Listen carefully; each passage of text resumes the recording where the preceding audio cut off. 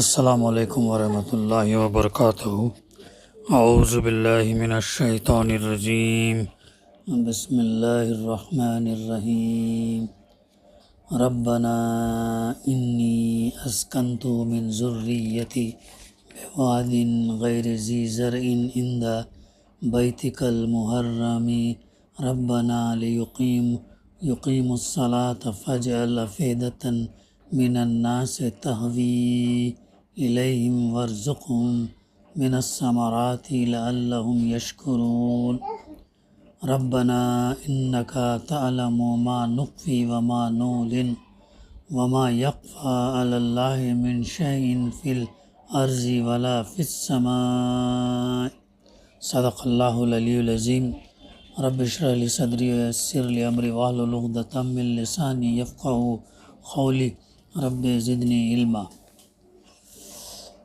پروردگار، میں نے ایک بے آب و گیا وادی میں اپنی اولاد کے ایک حصے کو تیرے محترم گھر کے پاس لا بسایا ہے۔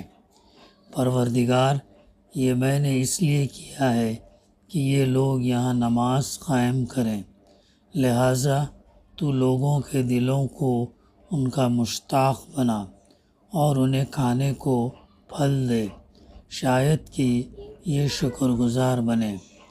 پروردگار، تو جانتا ہے جو کچھ ہم چھپاتے ہیں اور جو کچھ ظاہر کرتے ہیں، اور واقعی اللہ سے کچھ بھی چھپا ہوا نہیں ہے، نہ زمین میں نہ آسمانوں میں۔ سورہ ابراہیم کی تفسیر کا سلسلہ الحمدللہ جاری ہے۔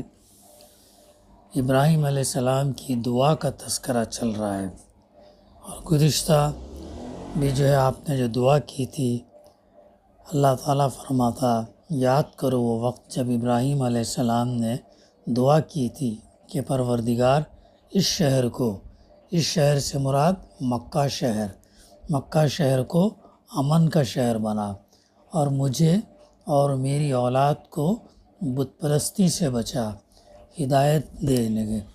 پروردگار، ان بتوں نے بہتوں کو گمراہی میں ڈالا ہے، ممکن ہے میری اولاد کو بھی یہ گمراہ کر دیں، لہٰذا ان میں سے جو میرے طریقے پر چلے وہ میرا ہے، اور جو میرے خلاف طریقہ اختیار کرے تو یقیناً درگزر کرنے والا مہربان ہے۔ گزشتہ آیت نمبر 35-36 کی جو ہے یہ ترجمانی تھی، جس میں یہ دعا ابراہیم علیہ السلام نے کی، اور اسی دعا کو وہ جاری رکھتے ہیں۔ تو کہتے ہیں پروردگار، میں نے ایک بے آب و گیا وادی میں اپنی اولاد کے ایک حصے کو تیرے محترم گھر کے پاس لا کر بسایا ہے۔ فی ظلال میں اس کی تفسیر یوں ہے، فی ظلال القرآن میں، کہ خانہ کعبہ کے گرد آباد کاری کا مقصد۔ حضرت ابراہیم علیہ السلام اپنی دعا جاری رکھتے ہوئے بیان کرتے ہیں، میں نے کعبۃ اللہ کے قریب اس ویران اور بے آب و گیا وادی میں اپنی بعض اولاد کو لا بسایا ہے، اور انہیں یہاں آباد کرنے کا مقصد یہ ہے کہ وہ اپنا فرض منصبی پورا کریں جس کے لیے اللہ نے انہیں پیدا فرمایا۔ بی بی ہاجرہ کو اور اسماعیل علیہ السلام کو وہ لا کر وہاں پر چھوڑتے ہیں۔ وہ تفصیلات ہم واقف ہیں اس سے، کہ چھوڑ کر وہ چلے جاتے ہیں، پلٹ کر دیکھتے بھی نہیں۔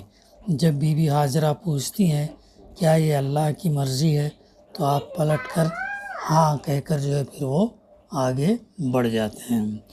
تو بے آب و گیا، یہ ایسی وادی تھی یعنی جہاں پر نہ پانی اور نہ نباتات اگتے تھے، ملتا تھا، اور ایسی وادی جہاں پتھروں سے گھری ہوئی تھی۔ ایسی جگہ اللہ کے حکم سے جو ہے ابراہیم علیہ السلام جو ہے لا کر چھوڑتے ہیں۔ تو پھر تاکہ مقصد کیا بتایا، ربنا لیقیموا الصلاۃ، ہمارے رب یہ اس لیے کہ وہ نماز قائم کرے، یہ ہے وہ مقصد، وغائیت جس کے لیے حضرت ابراہیم علیہ السلام نے انہیں وہاں آباد کیا تھا، اور جس کی خاطر وہ خشک سالی اور ہر ماں نصیبی کی اذیتیں برداشت کر رہے ہیں۔ تو مقصد یہ تھا کہ جو لوگ کعبے کے اطراف جمع ہوں گے، آباد ہوں گے، وہ جو ہے نماز قائم کریں۔ نماز کے تعلق سے یہ بات ہمیں ذہن میں رکھنا ہے کہ نماز ایمان کا عملی مظہر ہے۔ یہ پریکٹیکل دعویٰ، پریکٹیکل دلیل ہے کہ جو شخص نماز پڑھتا وہ ایمان رکھتا ہے، یہ ہے۔ اور نماز جو ہے مسلمان اور کافر میں فرق کرنے والی چیز ہے۔ نماز میں جو خشوع خضوع کے ساتھ پڑھنا چاہیے۔ خشوع خضوع میں ہم دیکھتے ہیں کہ انی وجہت وجہی للذی فطر السماوات ہم پڑھتے ہیں، بے شک میں نے اپنا چہرہ ہر طرف سے موڑ کر یکسو ہو کر جو ہے اللہ کی طرف پھیر دیا۔ تو یہ جو ہے ہر چیز سے کٹ کر اپنا توجہ اللہ کی طرف کرنا، مخلوق سے کٹ کر اللہ کی طرف جو ہے ہمارا تو یہ کنسنٹریشن رہنا۔ تو یہ ہمیں پریکٹس کرنا، آسان کام نہیں ہے۔ بس ذہن جو ہے بھٹکتا ہے، ادھر ادھر یہ ہوتا، لیکن جب ہم نیت باندھتے ہیں اور اللہ اکبر پھر کہہ کے پھر سنتے ہیں، تھوڑا اس کے اگر معنی اگر معلوم رہے تو پھر ذہن بھٹکنے کے چانسز کم ہوتے ہیں۔ توجہ فوکس کرنا کہ اللہ دیکھ رہا ہے یا میں اللہ کو دیکھ رہا ہوں، یا پھر یہ آخری نماز ہے، اس کے بعد کوئی نماز نہیں، ایسے چیزیں ہیں۔ یا نا، اور اعوذ باللہ من الشیطان الرجیم جو پڑھتے شیطان کو بھگانے کے لیے، شیطان کے شر سے بچنے کے لیے۔ تو نماز کے لیے جو ہے نا یہ مقصد وہ یہ تھا کہ تاکہ وہ نماز قائم کریں، پڑھے نہیں بلکہ نماز قائم کریں۔ پھر آگے فرمایا فَاجْعَلْ أَفْئِدَةً مِّنَ النَّاسِ تَهْوِي إِلَيْهِمْ، لہٰذا تو لوگوں کے دل ان کی طرف مائل کر دے۔ اسلوب بیان سے رقت اور بےتابی واضح ہوتی ہے، جس سے ان حجاج کی تفسیر سامنے آتی جو پروانہ وار بڑے چلے آتے ہیں اور ان کے دل اس گھر اور وہاں کے مکینوں کی طرف جو خشک وادی میں بسے ہوئے ہیں مائل اور مشتاق ہوتے ہیں۔ یہ اسلوب بیان اپنے اندر ایسی تراوٹ اور تازگی رکھتا ہے کہ اس سے خشکی کی فضا بھی دلوں کی رقت کے نتیجے میں تر و تازہ ہو گئی۔ ابراہیم علیہ السلام جب چھوڑ کر جاتے ہیں کہ بے آب و گیا وادی میں، جہاں پر کوئی آبادی بھی نہیں اور کوئی چیز کھانے پینے کے لیے بھی نہیں، ایسے اس میں ہم یہ دیکھتے ہیں کہ ان کا بھی ایمان اور بی بی ہاجرہ کا بھی ایمان کتنا مضبوط تھا۔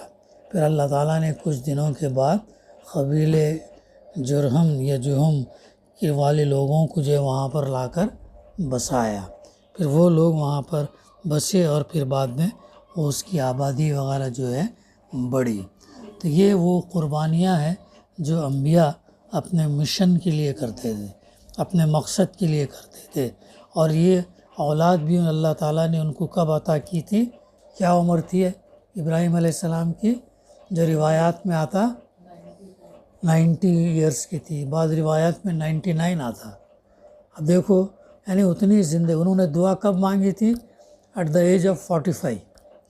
اللہ سے جب وہ عر کے مقام سے نکلے، لوگوں نے ان کو آگ میں ڈالا لیکن اللہ نے انہیں بچایا، وہ سلامتی بن گئی آگ۔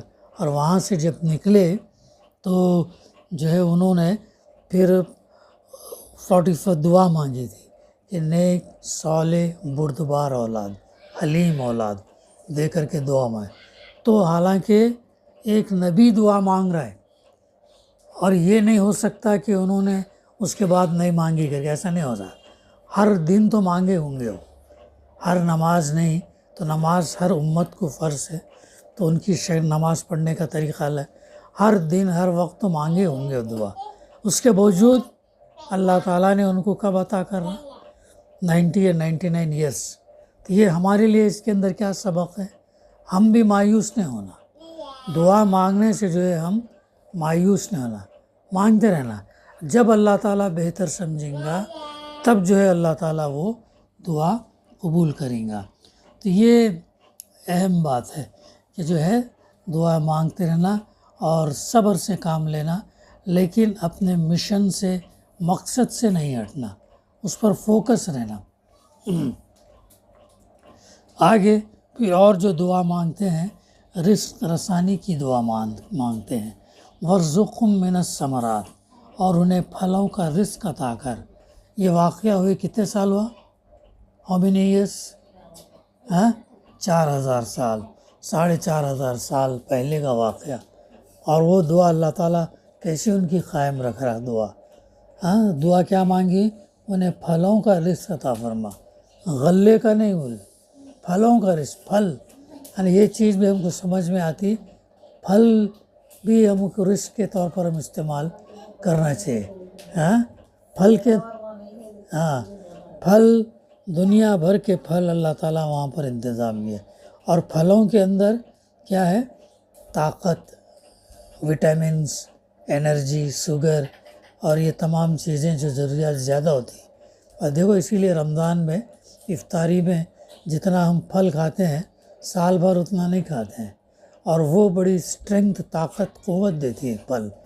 تو یہ دعا جو مانگتے ہیں، پھلوں کا رزق عطا کر انہی لوگوں کے ذریعے جو یہاں دنیا کے گوشے گوشے سے کھینچ کر پروانہ وار ان کے درمیان آ گریں.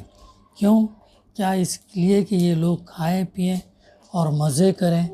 جی ہاں، اگر اس سے وہ مقصد بھی حاصل ہو جس کی حضرت ابراہیم علیہ السلام جیسے شکر گزار بندے نے توقع کی تھی، تو یہ جو ان کی دعا آج بھی ہمارے لیے کیا ہے؟ ثابت کرتی ہے، دلیل ہے کہ اللہ تعالیٰ ایمان والے، استقامت اختیار کرنے والے، صبر سے کام لینے والوں کے لیے جو ہے رزق کی فراہمی کرتا ہے. سورہ نوح کے اندر بھی جو ہے ہم وہ پڑھ چکے ہیں. پھر آگے لعلہم یشکرون، تاکہ یہ شکر گزار بنے. تفسیر ہے الغرض، قرآن نے جو جوار بیت اللہ میں رہائش کا مقصد واضح کر دیا کہ یہاں رہنے والوں پر لازم ہے کہ وہ خالص اللہ کے لیے نماز قائم کریں. یہ مقصد بیت اللہ میں نماز قائم کریں، اور یہ اقامت صلاۃ اس کے مکمل اصول اور ارکان کے ساتھ ہو. بیت اللہ میں مسجد حرم میں نماز پڑھنے کا ثواب کتنا ہے؟ 1,00,000 ہے، 1,00,000. اور مسجد نبوی میں کا بھی بتاتے ہیں، اور بیت المقدس میں 50,000 کا بتاتے ہیں. تو بہرحال یہ وہ ثواب ہے. تو یہ مقصد تھا.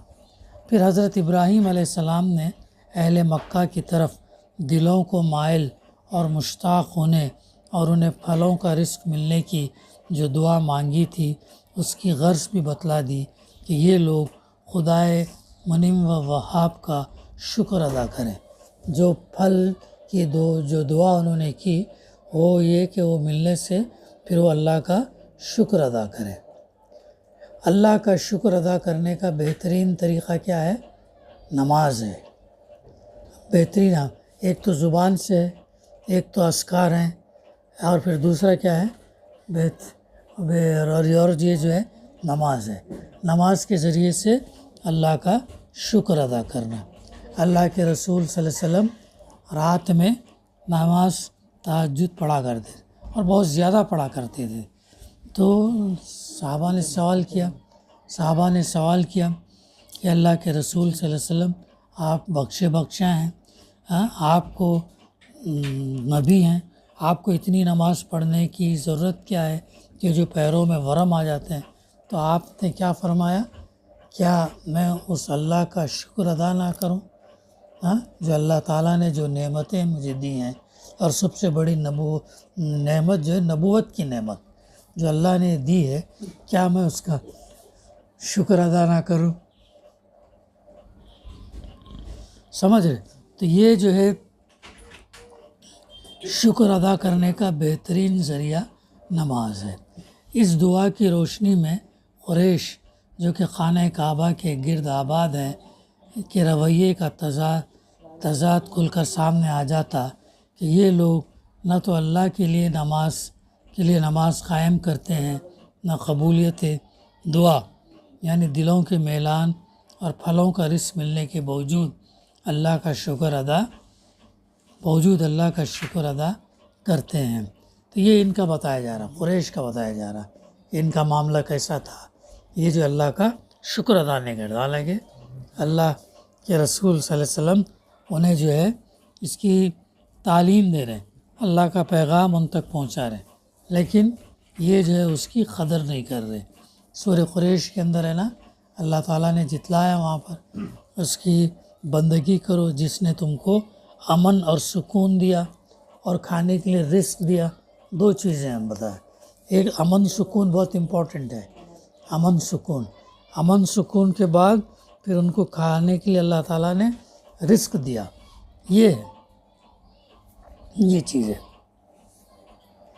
پھر آگے تفسیر میں ہے، اس کے بعد حضرت ابراہیم علیہ السلام اپنی دعا پر بطور تعقیب علم الہی کی وسعت کا ذکر فرماتے ہیں کہ اللہ سے دلوں کا حال چھپا ہوا نہیں ہے، لوگوں کے دلوں میں توجہ، انابت اور شکر کا جو جذبہ ہوتا ہے اس سے وہ اچھی طرح اللہ تعالیٰ باخبر ہے، چاہے ہمارے دل میں ہو چاہے ہم ظاہر کریں، اللہ تعالیٰ ہمارے دلوں کے حال کو جانتا ہے، اور جس جذبے سے جس نیت سے ہم پڑھ رہے ہیں، جس نیت سے عمل کر رہے ہیں، اللہ تعالیٰ اس سے بخوبی واقف ہے۔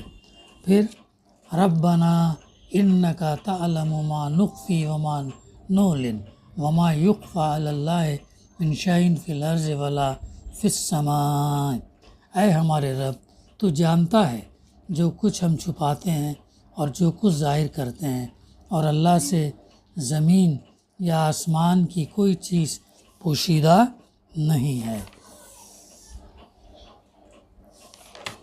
تو پھر حضرت ابراہیم علیہ السلام اللہ کے اس احسان کا ذکر فرماتے ہیں جو اس نے آپ صلی اللہ علیہ وسلم پر اس سے پہلے کیا تھا، اور آپ صلی اللہ علیہ وسلم کی زبان سے اللہ کی حمد ثنا اور شکر کے الفاظ ادا ہوتے ہیں، جیسا کہ ایک بندہ صالح کا شیوا ہے کہ اللہ کی نعمتوں کو یاد رکھتا ہے، اس کے ذکر اور شکر میں رطب اللسان رہتا ہے، یعنی اس کی زبان اس سے تر رہتی ہے۔ تو یہ تھی ان دو آیات کی تفسیر جو ہم نے مطالعہ کیا۔ دعا ہے کہ اللہ تعالیٰ ہمیں کہنے سننے سے زیادہ صحیح سمجھنے، اس پر عمل کرنے اور اس پیغام کو پہنچانے کی توفیق عطا کرے۔